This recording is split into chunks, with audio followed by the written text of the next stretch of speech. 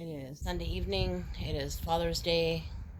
Actually, it's Saturday night, or Sunday night, quite late, as a matter of fact. And I don't know about you, but sometimes I say too many yeses and not enough nos. And the truth is, sometimes I know that something isn't resonating. It's not sitting very well, and then I start to feel obligated, and then through that obligation feels more obligation, and then unfortunately, what I'm learning is that that's a detriment to my mental health. And so everyone else is okay because I've said yes, but I'm not okay. And ultimately, I need to be okay. It goes back to, I don't know, the doily image of wanting to be a good mom, the doily image of wanting to be a good sister in law, the doily image of wanting to please people, and that everybody needs to be happy. And the problem sometimes is that in saying too many yeses on a day that is already full, like I worked today, we're getting home late. There was some obligations that took place that I felt, like I said, obligated to go to, and be a part of, even though there's part of me that's like, you're not going to be feeling that. And really, coming to terms with the fact that so many times in my life, I don't honor what I want, what I feel, and how troubling that is, because then I get into a situation where I'm kind of bent up and just spent for the whole day, and then everybody else is affected around me too. So there was just a number of things that sort of cascaded into my day today, and I'm just really getting clearer that ultimately it's my choice. And sometimes yes, because I want to please people, is not a true yes. It's not a true yes. It's a martyred yes. And I don't like being a martyr. I don't like feeling like I'm being a martyr. It's not a good feeling, and it certainly isn't a good feeling for anybody else around me either. So I'm just reevaluating what it is that I'm willing to do, what it is that I'm willing not to do, and then being willing to tell my truth in those moments when I don't feel permission to do so, or I feel obligated to do something else. Ultimately, today it was kind of fun. There were some awards given out, and I saw some joy with some people. I experienced that, which was great. But there was just some hitting of some walls today, and that's never a fun experience. So I'm sitting in that right now, and I'm just gonna get okay to sit with all of it and let all of it be okay, even the messy stuff, even the crunchy stuff, even the stuff that I would rather not take a look at or avoid or ignore. And ultimately, my part in that, other people's, parts in that, and um,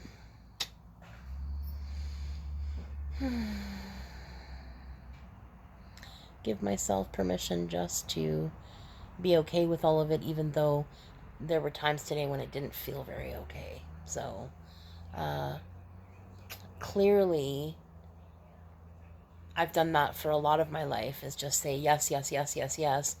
And mostly, sometimes because I have a fear of missing out. So it's like, instead of just evaluating whether or not I actually have the capacity to do something, regardless of what it is, I say an immediate yes. Does anybody else do that? Just a yes, almost out of desperation of not wanting to miss out, instead of actually taking a step back, evaluating whether or not this would be actually good for me, for my mental health, for my wellness, my contribution, my experience. And instead of answering that knee jerk reaction way, really sitting in it and allowing myself to evaluate whether or not I believe it's going to be a good choice for me when I can forecast it and understand it from that point of view.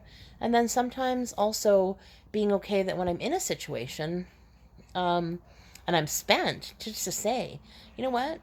I thought I could. I thought my answer was yes, but the truth is right now it's coming up a no. So being willing even midway through to say, this is my truth and this is how I'm feeling about that. And I do have people in my life that really honor themselves in that way. And I'm inspired to get to that place in time where I don't feel this building resentment or this residue left over from everything, because that's not very fun for me, and in turn isn't very fun for anybody that's around me at that point in time, because it's just agitation, there's irritation, it's edgy and crunchy, and ultimately it's not what I want to create more of. So on that note, I'm going to keep it short and sweet tonight and say I have so much love and respect for everyone out there, and my greatest hope is that you've had a great Sunday.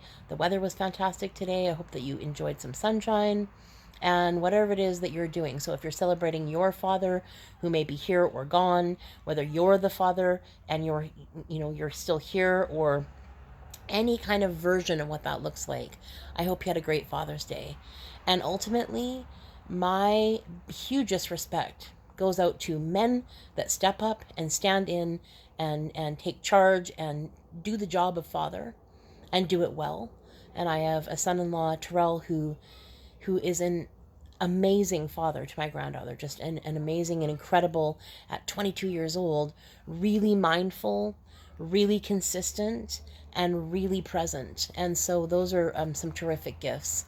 My boyfriend plays an ultimate role in my granddaughter's life, and I love that because at 55 years old, he's willing to get down on the floor and play with her, and he's really curious with her, and she just loves and adores him, which is so great to see. So there's so many connections with men in my life that have really stood up, stepped in, and are doing an amazing job of being an example of what the role of father, the role of grandfather can look like, and doing it well. And my hugest respect to the women out there that, for whatever reason, whether they're widowed, whether they're divorced, whether the dad is MIA, whatever the deal is, the women that are pulling double duty, which means that they are full-time single mothers, I have so much respect, because I did that for well over 15 years by myself, and I know what it takes to be a single parent and play mom and dad and God knows everybody else, babysitter, worker, you name it. And so just so much respect and love out there for the people that are pulling double duty and doing both roles and doing it well. So my hope is that you've had a good Father's Day, whatever that looks like to you, and that ultimately you're being kind to yourself and others, and gentle with yourself and others. And maybe, take a look at something that I've just talked about this thing about saying too many yeses and not enough no's, and that no is a full sentence, and it doesn't need to go into, no because of this and that and the other thing.